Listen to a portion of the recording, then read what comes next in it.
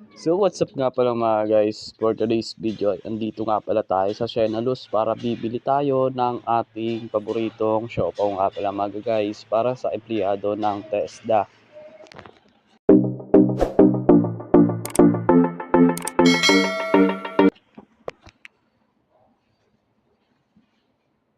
Bali nakapag-order na nga pala tayo dyan mga guys ng ating siopaw. Ayan nga pala mga guys.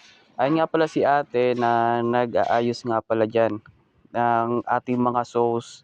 Tapos andito nga pala tayo sa may barangay Kamambugan nga pala ito guys, dito sa bayan ng Daet. Along the ano lang naman siya guys,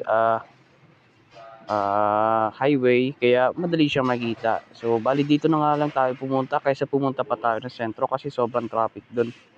Tapos habang nag-aantay tayo ay andyan nga sila ate, bali wala kasing makapit doon sa